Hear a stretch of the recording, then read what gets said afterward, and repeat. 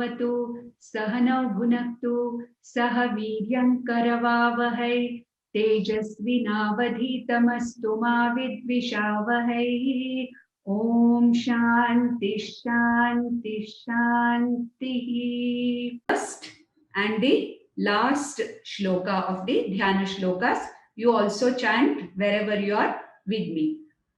Pārthāya pratibodhitam bhagavata nārayanena svayam vyāsena grathitam purana munina madhye mahabharatam advaitamritavarshinim bhagavatim ashtadashadhyayinim amba tvāmanusandadhāmi Bhagavad Gīte bhavadveshinim yam brahma varunendra rudra marutaha stunvanti divyaisthavaihi vedai sanga padakramopanishadaihi gayanti yam samagaha dhyanavasthita tadgatena manasa pashyanti yam yoginaha yasyantam na vidussura suraganaha devaya tasmai namaha. Welcome back, all children. And yesterday we heard what Lord Krishna spoke to Arjuna about karma yoga, correct? See, you have to understand one thing. Karma means any action that we do, any action that happens from us, from every one of us, from each and every one of us. Every action in Sanskrit is called as karma. Karma means action. So we need not mistake it for, past janmas, punya, this time habitual, all that we need not worry about it. That is also called karma. But then generally how do you understand karma? Any action that we do is called as karma. And I explained to you, studying is a karma, writing is a karma, eating is a karma, breathing is a karma, okay? Going is a karma, coming is everything, every action that we do. Whether it is the worldly action like eating, sleeping, drinking, sitting or studying, or it could be even activities like doing puja, doing worship, sitting, in front of Swami and listening to what he is telling. All these, any action that we do is called as karma. And what did Krishna say to Arjuna yesterday? He said that all the actions that you do, all the karmas that you do it with an attitude of karma yoga. And yesterday I also told you what is the meaning of karma yoga. The meaning is that whatever action I am doing, I am offering that action as worship to God, to the Lord, to Lord Krishna. Here in Bhagavad Gita, Lord Krishna is God for us. Okay, we'll talk about that in the 4th chapter, why Lord Krishna is God for us. In Bhagavad Gita, Lord Krishna is Vasudeva Krishna. Vasudeva Krishna is the Lord for us, is God for us. Now, what did he say? He told Arjuna, see Arjuna, when you have any confusion about what you're doing is right or wrong, when you are affected by sorrow, confusion, what you do is, you do whatever you have to do at that particular time without thinking of what is going to happen to this action. Don't worry about the results of the action. He did not say don't expect the results. What did he say? Don't worry about the results. Because whenever you are doing any action, if you worry about the result, then you can't concentrate on the action, correct? All the time your mind will be thinking, Arey, what will I get? How much will I get? Will I get this much? Will I get that much? What will happen to me? All the time you will be thinking of the result and you cannot do anything that you are doing properly. So what Lord Krishna is telling is, when you do any action as karma yoga, then when you are doing the action, when you are taking up the action, whatever action it is, you are free from worry about the results. Now when you are studying, you study with karma yoga attitude, then what will happen in the exam? Will I get 60%? Will I get 100%? That worry will not trouble you. Correct? So when you're not thinking of the results, then your study will be much, much better. And you can remember what you have studied much better. Same thing when you're playing a game. If you're playing a match, say a cricket match or a football match with another team, another school has come on the sports day to play a match with your school, with your team. All the time while playing, if you're thinking of, oh, shall we be, whether we'll win or not, we lose or win, if you're all the time thinking of the result, then you cannot play properly. You cannot really put all your mind, okay, into the game. You cannot concentrate on the game, okay. Therefore, what Krishna is telling is, all that you do, Arjuna, you offer it to me. How do I offer it? As worship. When I'm studying, I say, oh Lord, hey God, I'm now studying. I will offer this as a worship to you. Whatever comes out of it, I will accept it as your prasada. Okay, so what is karma yoga? Doing everything with an attitude of offering to the God, as if all my actions are meant for God. They're not meant for me, but they're meant for God. And whatever results come, yesterday I explained to you 2-3 examples, no? So whatever the result that comes to me, which is called as the karma phala. Action is called karma. The results of the action is called as karma phala. And I accept every karma phala with the mind that this is Bhagavan's prasadam. And so I don't judge, I don't feel bad about it, I don't try to criticize it, I don't try to be critical about it, I simply accept it. Now this is what is called as karma yoga, I explained to you yesterday. Now, what is the advantage of doing your actions in the way of karma yoga? Now you can do any action without this attitude of karma yoga also. We are all doing that, no, all the time. We are not thinking.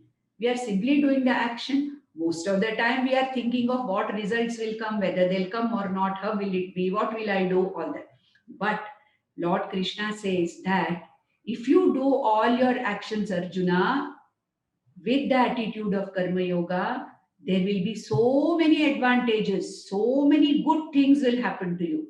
What are the good things that will happen to you? Number one, you can do whatever action you're doing with more concentration. Okay, because your mind, your intellect, your buddhi is available for the action. Your mind is not distracted by the thought of the result or the karma phala. So, Krishna says, you will do this action, whatever you are doing, every karma that you are doing, you will do where you are not stressed, you are not much worried. Thirdly, you are confident in doing that action because you are doing it to the best of your ability. And whatever action you do, that will turn out to be a very good action because you are doing it as an offering to the Lord. You can concentrate more on it. Therefore, your actions will become wonderful actions. They'll be the correct actions. They will be beautiful actions. And what he says is, when you get the results of your actions, the karma phala, then you don't judge. Oh, this should have happened. Oh, that should have happened. This much should have come. You don't judge them. Therefore, what happens? Automatically, you are not affected by the results of the actions. Okay, so you're more efficient. You're doing the job more powerfully, with more strength, with more confidence, with more concentration, with more focus. You are doing the job. So your job that is done will be a wonderful job, like you're studying as an offering to the Lord, not bothering about the result. Then what? You have more confidence in what you're studying. Whatever you express in the examination will come out with more clarity. There is so much of clear idea about what you are studying. And then you will write the examination paper also very, very well. So there is what is called as the yoga karmasu kaushalam. That means whatever you are doing, that action will be an excellent action. And when the result comes, then What is your attitude? Samatvam. I told yesterday. Samatvam means what? Whatever it is, I accept it happily. Therefore, no karma phala dejects me. No karma phala depresses me. I am not feeling sad by anything that comes to me. If it is less than what I expected, I will be motivated to do better next time. Correct? If I get what I have expected, I am happy that God has given me the results according to my effort. Thirdly, if I get much more than what I expected, what do I feel then? I don't feel any kind of a arrogance, any kind of a pride, and I accept it as what? Gracefully, I expect it as, oh God, it is your prasada. It is because of my being a karma yogi, because of my doing all this action, whatever I am doing, with this attitude, henceforth, I will be doing it more and more. So what happens?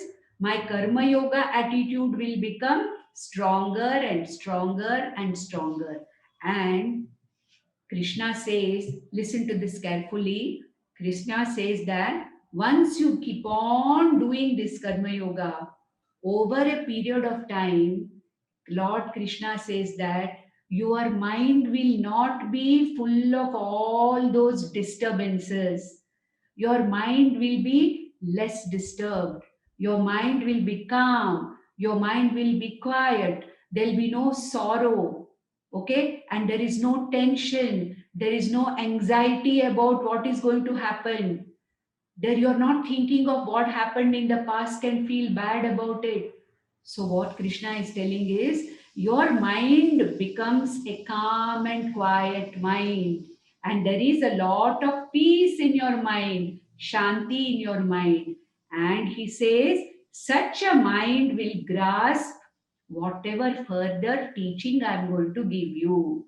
Because in Bhagavad Gita, Krishna talks about lot of things. He talks about, I gave a brief kind of an introduction to what is body and what is that within the body in second chapter, isn't it? The first class, I gave you that. What is body? Am I the body? Or am I that person inside the body? Who am I? This is what is called by our scriptures as ātmany-evātmanā. It is called as Brahma-jnana. Now, you're all too young to understand it.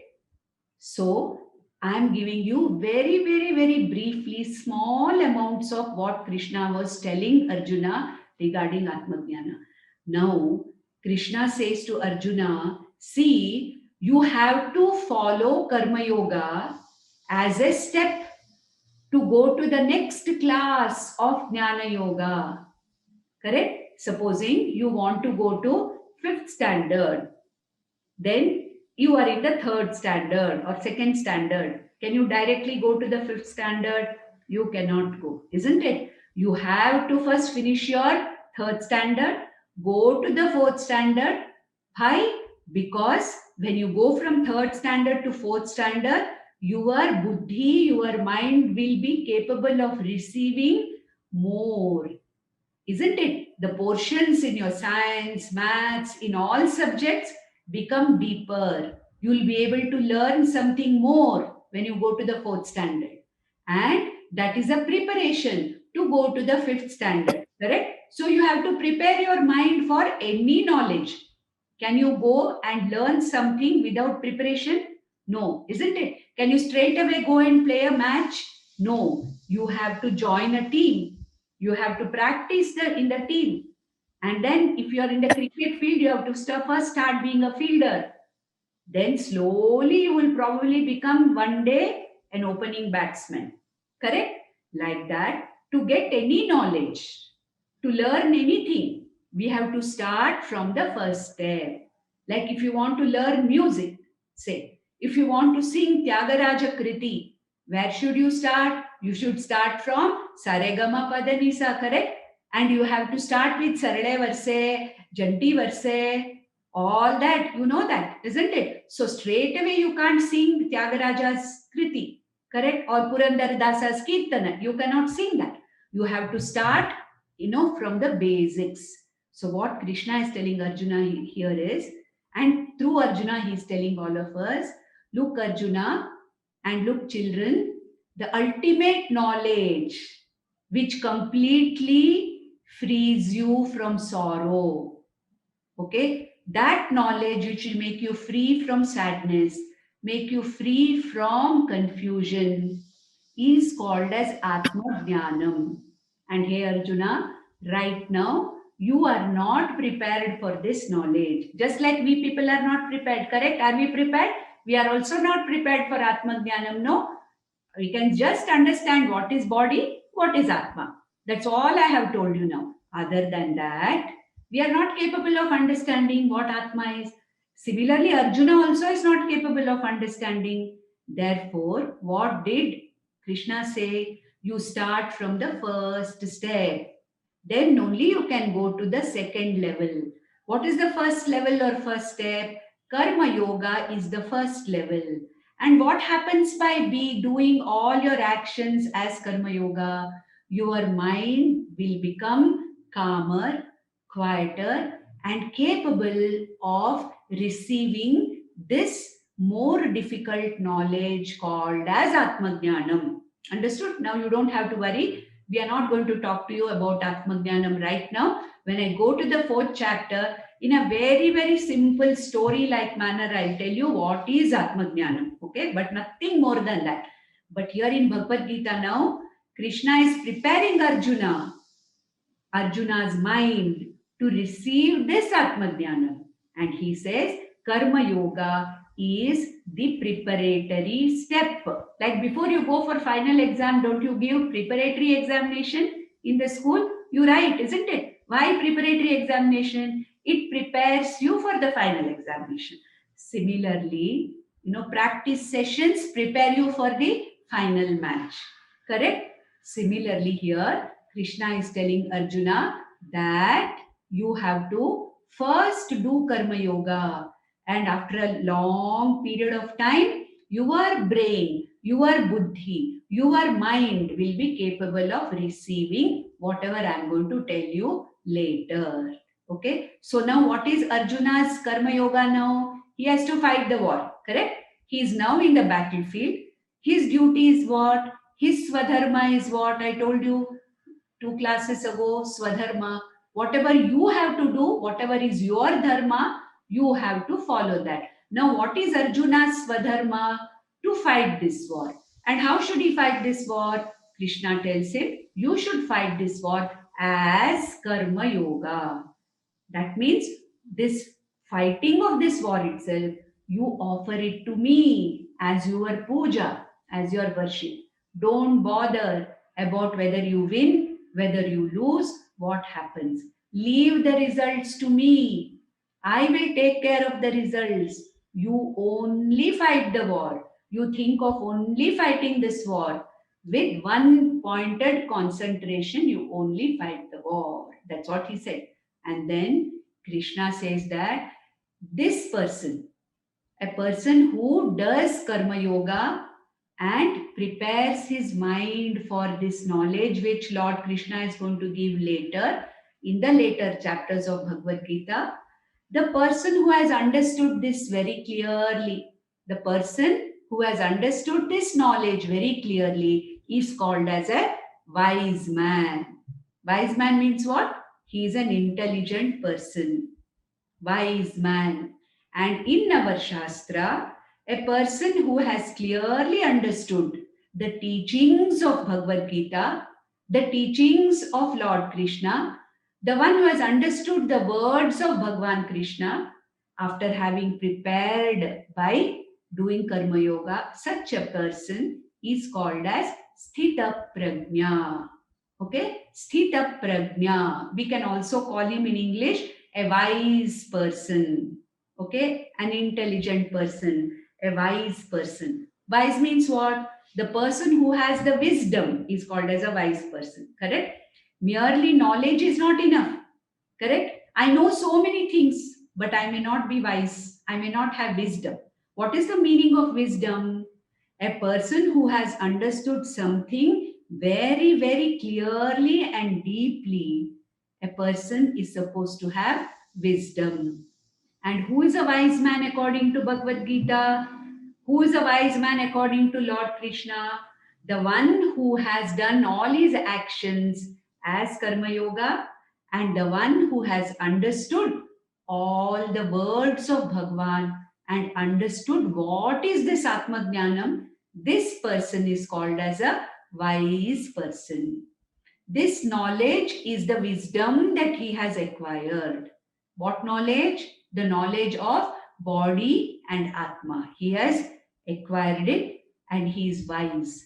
And this wisdom makes this person wise. And such a person is called as sthita-prajña.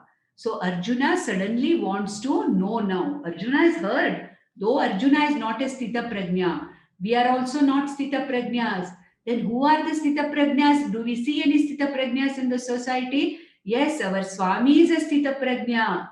Correct? Krishna is a sthita-prajña. Rama is a sthita-prajña. Ramakrishna Paramahamsa, you remember? He was a sthita-prajña. Swami Vivekananda, you remember? Swami Vivekananda is a sthita-prajña. Like that, Ramana Maharishi, you know, have you heard of Ramana Maharishi Bhagwan? He is a sthita-prajña. He was a sthita-prajña. So, these are the people who are called as wise people or sthita-prajñas because they have the wisdom. The wisdom of what? The wisdom of the Atma, which our scriptures are talking about, which Lord Krishna is going to talk about in detail in Bhagavad Gita. Okay, so Arjuna has also seen earlier sthita-prajñas, wise people, but then Arjuna wants to know, so he asks Bhagwan. What does he ask? It is now the 54th verse of the second chapter.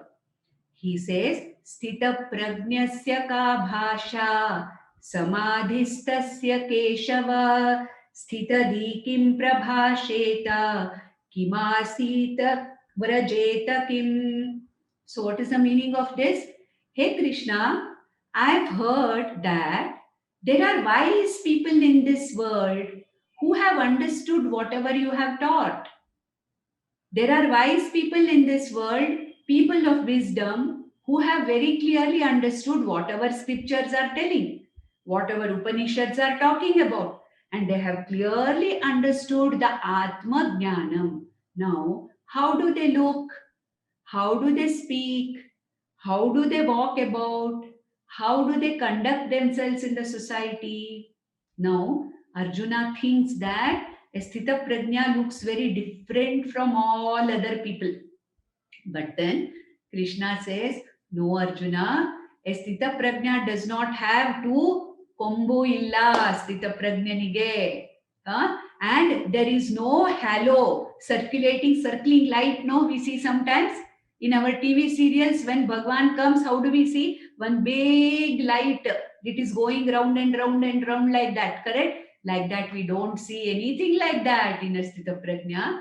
But how a sthita-prajña behaves in this world, with that we can understand that he is a wise man, a man of wisdom. So, Krishna says, most important verses will take care. He says, in the 55th verse, who is a sthita-prajña? He says, prajahāti yadā kāmān sarvān pārtha mano-gatān ātmany-evātmanā tuṣhṭaḥ sthita-prajñas tadochyate.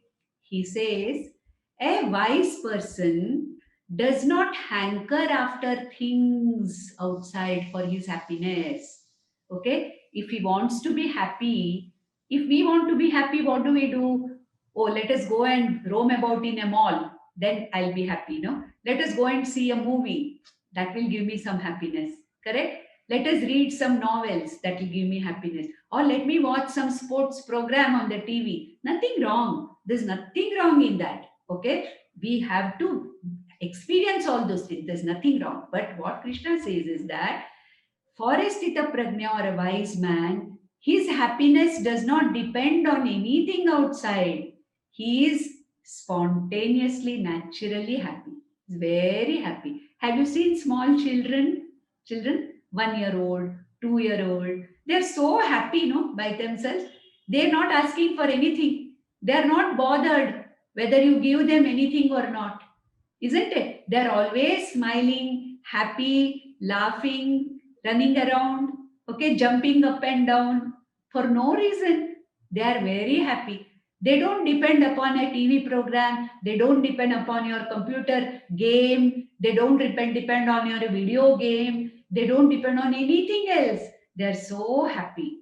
Isn't it? Like that, a wise person also does not look for anything to make him happy. And he says that this wise person is happy by himself in all situations.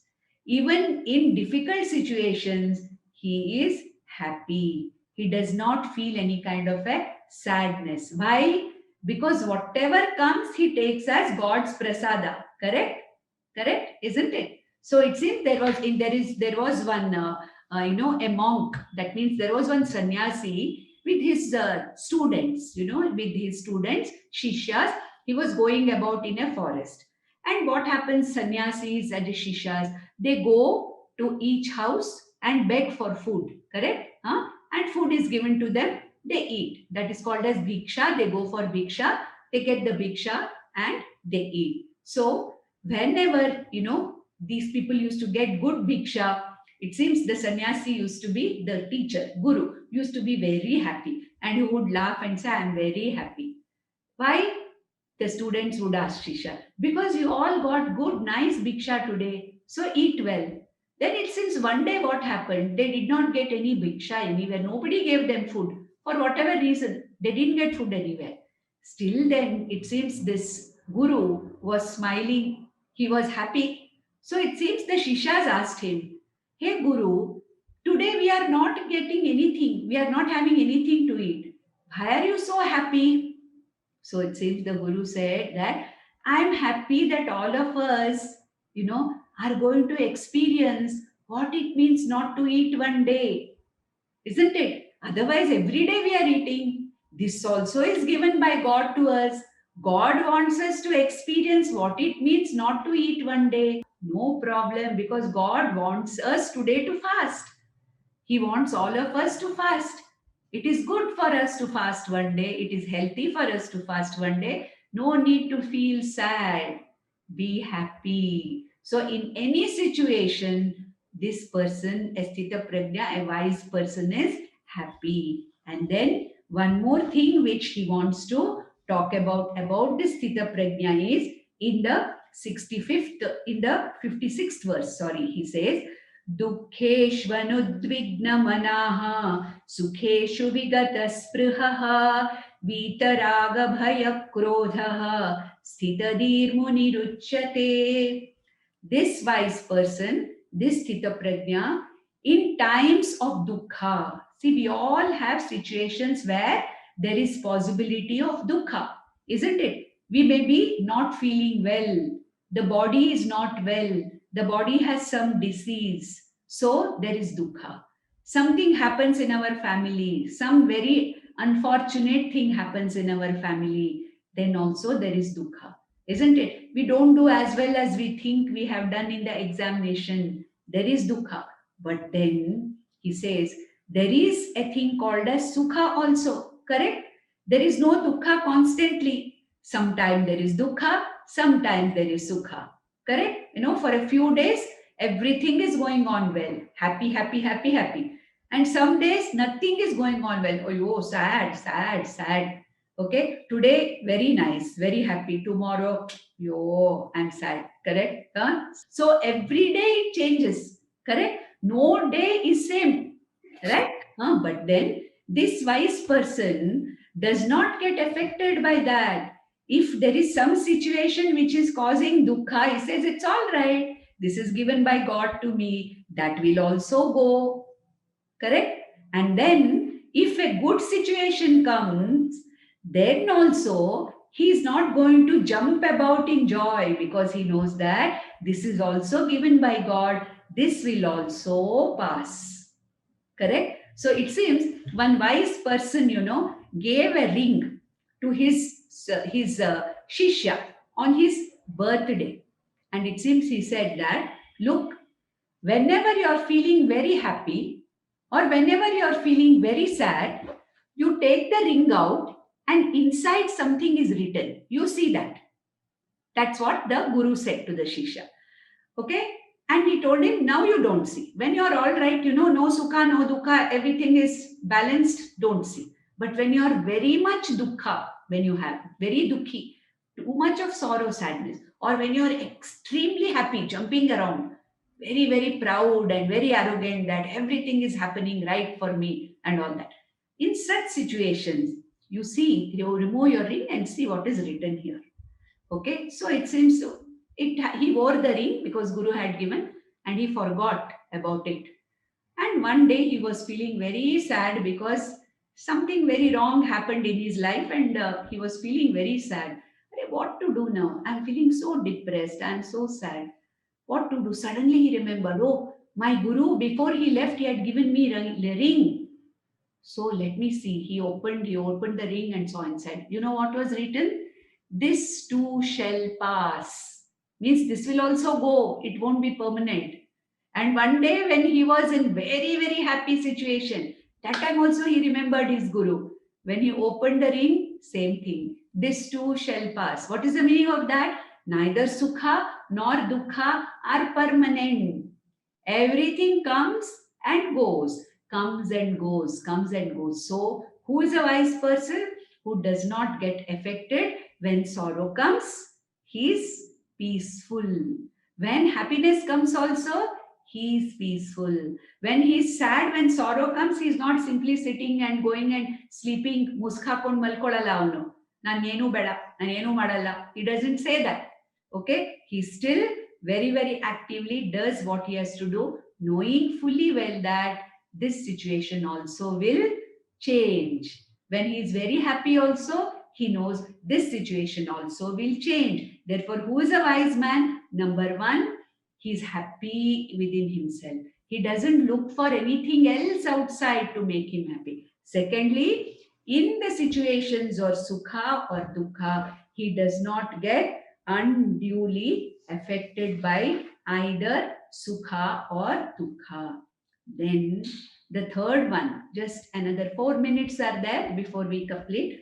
Another very important thing we have to understand is this wise man does not have extremes of desires, means kama means desires, longing for something, nor does he get angry extensively. There is no hatred. He doesn't hate anybody. He loves everybody. He knows that it is the same God, it is the same Atma. I'll tell you in 4th chapter. What is that Atma? How same Atma is there in everybody, that I will tell you. Don't worry about that now. What he says is that this person does not have any kind of a distaste for anybody. He does not have any anger towards anything, towards anybody, towards God also. Sometimes we get angry with God also, isn't it? When something doesn't happen the way we want, what do we say? We get angry with God also. Oh God, you didn't give me that. I prayed to you so much. I even broke a coconut before going for the examination in your temple. And then I prayed to you so much, but you did not give me good marks. Go, I will not do puja to you tomorrow. Many times we feel like that. No, I have done that. When I was a school child, I have done that. Oh, ನೀನ್ ಹೆಸರೇ ತೆಗೆಯಲ್ಲ ನೀನ್ ದೇವ್ರ ನೀನು ನನ್ಗೇನು ಕೊಡ್ಲಿಲ್ಲ ನೀನು ಟೂ ಬಿಟ್ಬಿಡ್ತೀನಿ I said once to God I will do two. That means I will not talk to you. So it happens like that. So such a situation does not happen. So a wise person does not have any kind of a negative feeling towards anybody or anything. There is no dvesha, there is no hatred, no anger. Because in anger, what can we do? When we have hatred, when we have anger, we lose all our mental balance and we can cause a lot of harm to ourselves and to others. So who is a sthita-prajña? Who is very balanced. His emotions are balanced. In the sense, he does not get unduly angry with others. He does not hurt others. He does not hate others. He understands the need to be moderate. What is the meaning of moderate? neither too much angry. Sometimes some of us are like that, no? Anybody says anything, buck, buck, buck, like biting dogs, we will bite. Because what happens? We are very, very impatient, very angry. So sometimes people are scared to talk to some of us because, yo, Bedappa, he is a very angry person. I don't want to talk to him, people say. So here, what Krishna is telling is, this wise person understands that anger is bad. Anger can cause lot of problems to oneself and others. Hatred can cause more problems to the person who hates. So this is a person who does not have any kind of undue longing for anything. He does not hate anything or anybody in this world. He does not have that kind of an uncontrollable anger towards anybody. Okay, so he is a person who is in moderation. What is the meaning of moderation? A person is always well controlled. Like your Swami, have you seen him getting angry? No, never gets angry. He never hates anybody. He loves everybody. When he's happy also, he shows his happiness, but he does not jump around like us in happiness. When something goes wrong, he will not show that, oh, yo, hingaita, no. So you have seen, so such are the people who are not having extremes of emotions. Therefore, this sthita-prajña or this wise person is able to live very, very harmoniously with the other people, with the world outside, happily. And he gives happiness to other people. And he makes the environment very, very nice and people are happy to be with him. So this is the lakshana of a wise man. And this wise man, this sthita-prajña is called by various names. He is called a jnani.